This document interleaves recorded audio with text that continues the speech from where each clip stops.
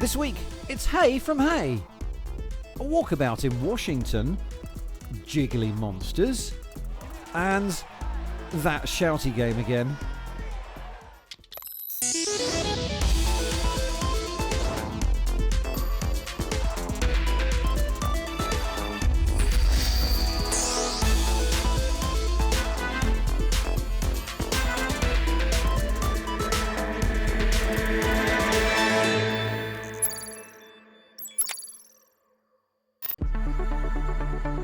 A bit of rain, a bit of sun, and a lot of books.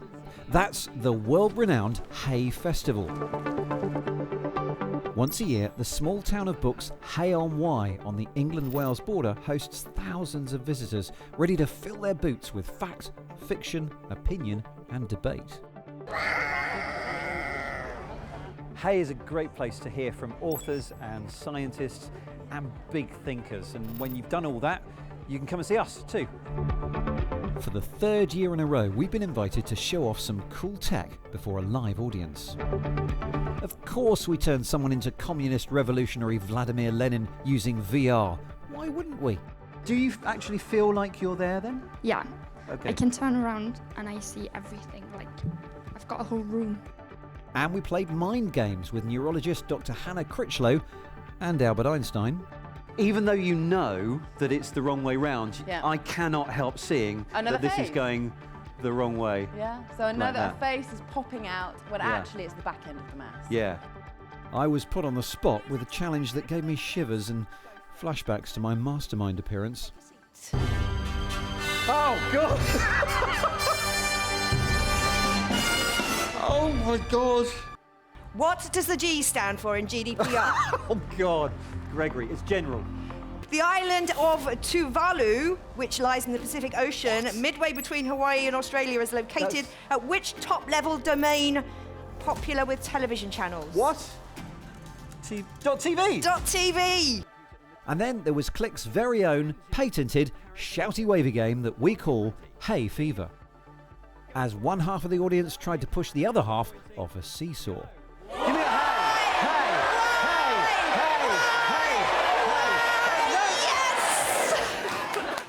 It's controlled using image and speech recognition to make sense of all the waggling and yelling, you know. Right, we're going to move on now and look at a piece of technology which aims to help blind people to navigate, well, anywhere better. Many blind people have fantastic spatial awareness, but at events like these and everywhere else, there are always things which will catch you out. Gary O'Donoghue has been testing a new pair of glasses in Washington, DC.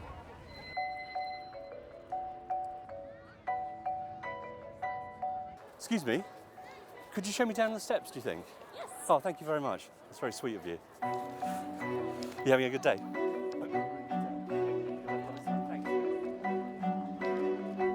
Strangers often ask me how I cope with being blind. What I tell them is that most of the time it's just a bit inconvenient. Some of the time it's a blooming nuisance, and every now and again it's a total pain in the you-know-where.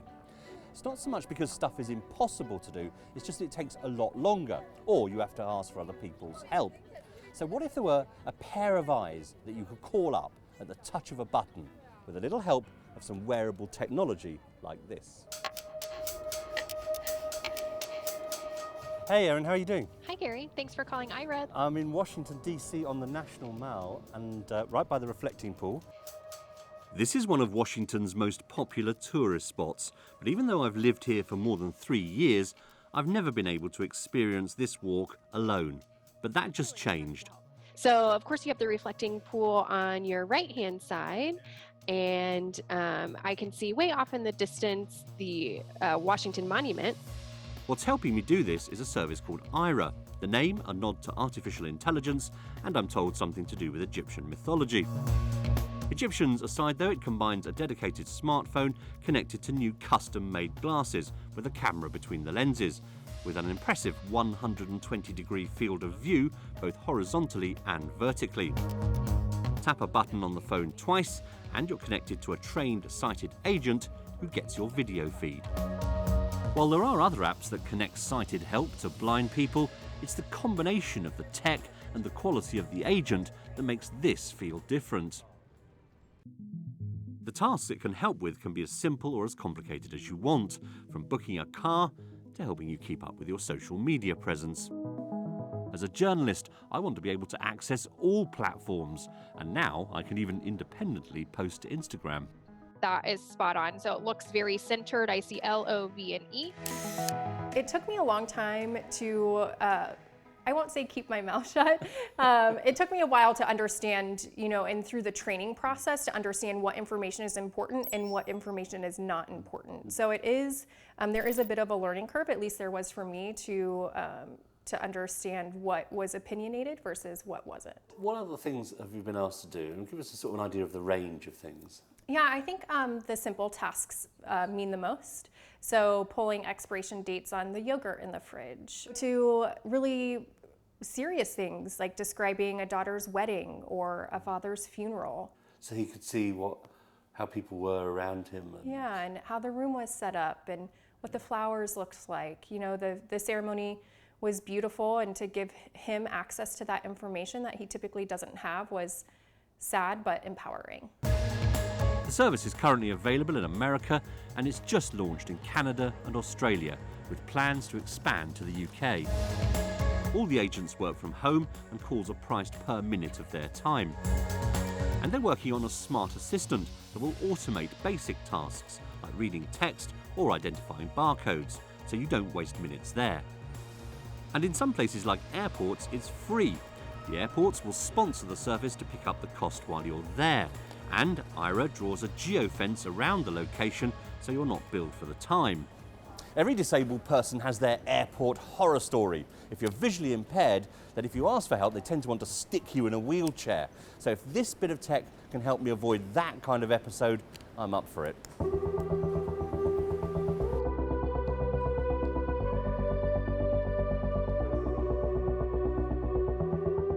It says scan your document's barcode and go to the left just slightly and pause and select. Yeah, so this is actually the back of the receipt advertising for American Express, and now it's upside down if you'll rotate it.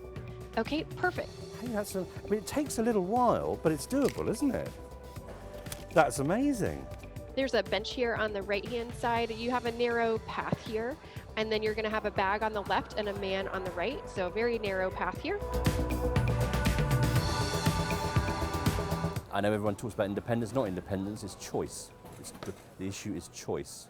Normally when I go to an airport, you see, the most you can really ask of someone who's helping you, guiding you through, the most you can really ask of them is to show you where the loo is and possibly buy a bottle of water. After that, you're done. I want to shop. Ira has adopted a subscription model, and while the hardware is free, there's a sliding scale for monthly minutes. It's not cheap. Currently, 100 minutes sets you back $89 US. The unlimited plan, $329 per month. Given most blind people are unemployed and those who work often earn less than average wages, isn't that a bit out of reach for most people? As we started to hear more about the financial concerns, we started to go to the businesses and say, these are your customers, can you start to pay for the Ira service? So what we then did is added the guest program. So again, today you can sign up as a guest for free and use it in places that you go. Would the big breakthrough be getting people like healthcare, health insurance companies to pay for it? Yeah, so active conversations now, there's an estimated 300 million people globally that are blind and low vision, and we look at this as something where every one of them should have Ira in their hands and have this ability to have instant access to information anytime, anywhere.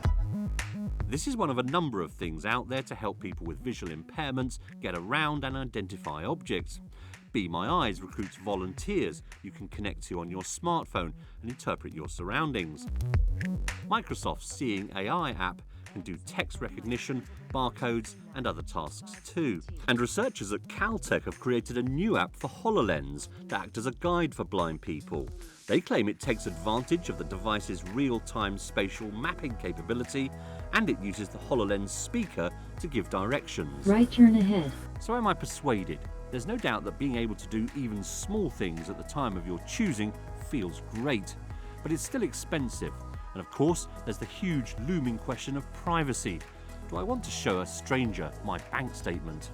In the meantime, I'm told there's a little ice cream stall not far from where I am. Yeah, absolutely. Let's go exploring. So, I think it's about time I got my long-suffering producer a treat. Oh, that looks good. We got those here as well. Yes, at Hay, we've been very busy and we met up with Helen Margetts from the Oxford Internet Institute to discuss digital platforms and her thoughts on where they might go in the future.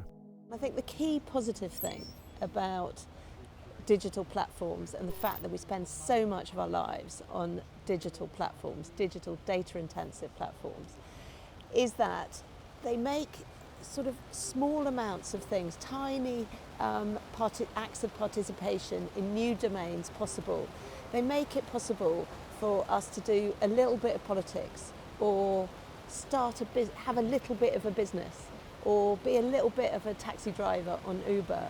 And that has a potentially very democratizing, kind of equalizing effect. But you're here at Hay not just to talk about the positives, you are giving us a warning and hopefully some kind of solution as well? Of course, because the phenomenon I've described also applies to bad things. It makes hate speech much more accessible to people who in an earlier time might have just indulged in dark thoughts in the privacy of their bedrooms.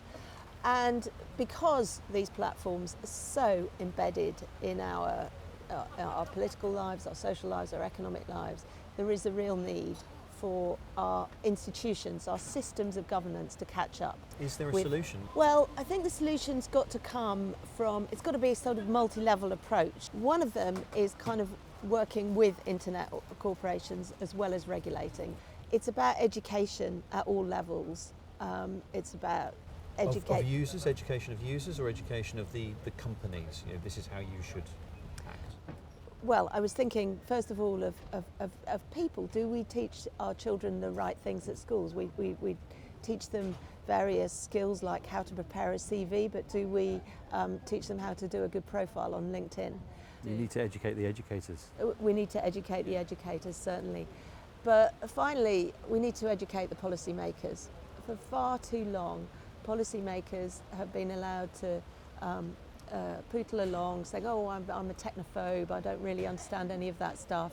You know, these platforms are embedded in every area of life. You can't be a decent legislator, a decent policymaker, if you have no understanding of data-intensive digital platforms based on algorithms, with all that entails. So it's not an option anymore, I think. They should have to do all sorts of tests on their understanding of these things. Otherwise, you can't be governing effectively. Hello and welcome to the Week in Tech. It was the week that a Tesla in autopilot mode crashed into a police car in California. The driver sustained minor injuries after deciding to take a break from the wheel. UK drone users could soon face a fine if they don't undertake an online safety test before taking to the skies. And Virgin Galactic has completed its second supersonic test flight in 2 months. Yet again sparking talk that an out-of-this-world trip could be edging closer. If you're a street performer, London may be the place to be. Buskers in the city can now accept payments via contactless, as well as small change, thanks to a partnership between Busk in London and the now PayPal-owned Swedish tech firm iZettle. Wondering whether it's worth installing solar panels in your home? Google's Project Sunroof now aims to help homeowners in some parts of the UK find out what savings they could make. It combines machine learning with Google Earth and Maps data, local weather information, and property features like the angle of your roof. And finally, ever wondered how tight a compression bandage should be? Well, engineers at MIT have created a colour-changing one to help. High-tech, light-transmitting fibres are woven into a conventional bandage, causing it to change colour according to the pressure level. Probably not so great if you're colourblind, though.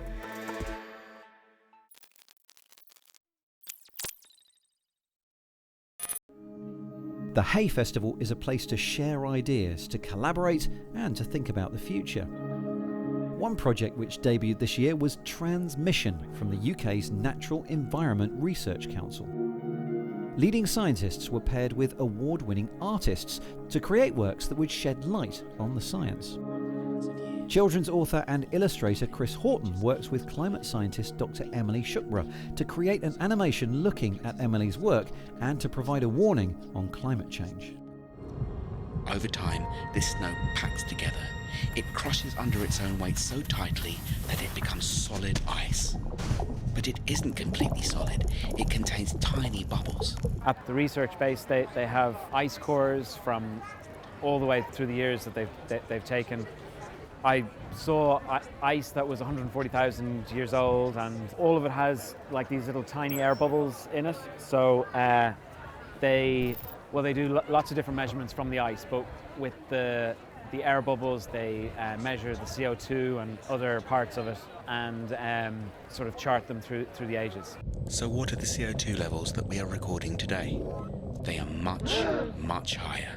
This project is a great thing that you're trying to tell the facts, but yet do it with some emotion and allow people to connect with this information a little bit better. There are ways we can reduce our emissions and at the same time improve the quality of our lives. Psychosis is a mental health problem which causes sufferers to perceive the world differently to those around them. And it can be a symptom of problems that we've heard of, like schizophrenia or severe depression or bipolar disorder. But now technology is being used to try and spot the early signs of psychosis and other mental health problems, as Paul Carter has been finding out. ECT in the early days was a distressing business. The days of mental health problems being dealt with largely in the brutality of the asylum are thankfully now mostly behind us. And now we see mental health as something to be treated and managed in a much similar way to physical health, aided by early intervention. And now some fascinating research is using technology to help detect early markers of certain conditions. Researchers in Bristol and Exeter are tracking the hand movements of volunteers, seeing if they can devise early markers for psychosis. The hand movements are fed into mathematical models that catalogue features such as how many long and short movements a person has, along with their speed and duration. We are then putting all together this information, and this allows us to represent this movement as an individual motor signature. And everyone has a different motor signature. If we would record your movement after 3 weeks later, we would be able to tell that this is your movement and not somebody else's. Right. We can compare the motor signatures of healthy people with people with different mental disorders, in this case psychosis. This study is based on previous research involving long-term schizophrenia patients, trying to see if it could also indicate people who are in the early stages of psychosis. Although Brad is working on the project as someone with previous experience of psychosis, just looking at the results by eye doesn't tell you anything. Using like a proper mathematical tools, we can really understand this movement in a lot of details and then find the differences in these details between different populations of people. Elsewhere, other research is looking at possible early markers of mental illness in children and young people. This random group of volunteers at a South London school are taking part in a study to see whether VR is a reliable way to detect if young people could be at risk of developing mental health issues. The experiment involves taking a virtual walk around their school canteen. What's special about virtual reality is that if you are immersed in the situation, you behave and think exactly the same as you would in real life. It's a way of more objectively measuring how people react in those kinds of situations. Through the students' responses, researchers are able to look for signs of social anxiety and low-level paranoia. It feeds into a wider study looking at risk factors that can lead to mental illness. Meanwhile, this experiment has thrown up some fascinating results, like 64% of the students who felt anxious had also experienced bullying. And those who had a long period of feeling lonely during their childhood are much more likely to feel anxious and have sort of low-level paranoia in the canteen application. Boys, it seems to be more prevalent that they feel more kind of anxious in these kind of situations compared with girls. It's against what we were expecting. While early signs don't mean that person will definitely go on to develop mental health problems, researchers believe it's certainly worth keeping an eye on. 50% of all adult mental health problems begin before the age of 15, and something like 75% begin before the age of 18. It's really important to thoroughly understand what may be risk factors, what may be protective, in order to develop interventions. Back in Bristol, Brad's trying to move like an avatar with what again looks like simple tracking that's actually taking and producing detailed information. At this point, Brad was trying to predict that the robot is going to turn, but actually this didn't happen. We are looking at all of these details of how fast you are making this decision, how well you are following the movement of the robot. Someone who perhaps might be suffering from psychosis, would you expect to see much more deviation between the two patterns? You really need mathematical analysis to find these differences. Okay. If they were really obvious, it wouldn't be necessary to use any sophisticated tool. You could just look at the person at the street and tell that they are suffering from some type of disorder. Looking at the accuracy of both movement tests, there are no false positives. So we haven't classified anyone who hasn't schizophrenia as a person who has it. So 93% accuracy, it's a very high number, 93%. It is on the level of brain imaging studies. Project leads are hopeful for the role of technology in developing these early indicators, compared to traditional pen and paper tests. Of course, the problem with mental health disorders and psychiatry in general is there's no blood test for any of these disorders, so it's just my impression of somebody else's behaviour or actually what they're choosing to tell me.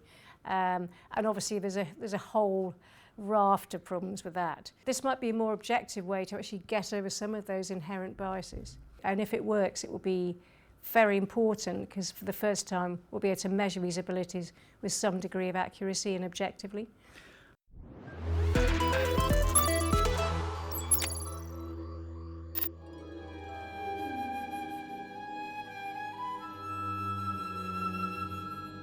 Well, back at Hay, it's deep concentration here in the Scribbler's Hut. It's a digital animation and video mapping workshop run by MASH Cinema. We are creating monsters, and then we're going to animate them. And we're using a free app called Tag Tool on these iPads. You draw the monster first, and then you animate it. The idea is it's teaching these children more about the art of animation. The software is fairly intuitive. The animating function records the motion of your hand. Because it's done on an iPad, you can literally create a 2D digital creature or animated graffiti whenever inspiration hits. There's also a function that lets you collaborate on artwork with other Tag Tool users. I thought all the monsters here were equally scary, although here are some of our favourites. But it was after dark that they really came to life. The team went into guerrilla mode, projecting the creatures all over the festival site.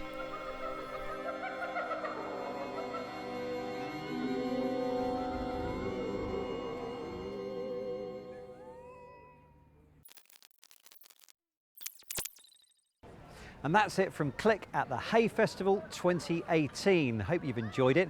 Next week, it's World Cup time, so we'll be talking about the technology behind football, which apparently is a sport. In the meantime, you can follow us on Facebook and on Twitter. We live at BBC Click. Thanks for watching, and we'll see you soon.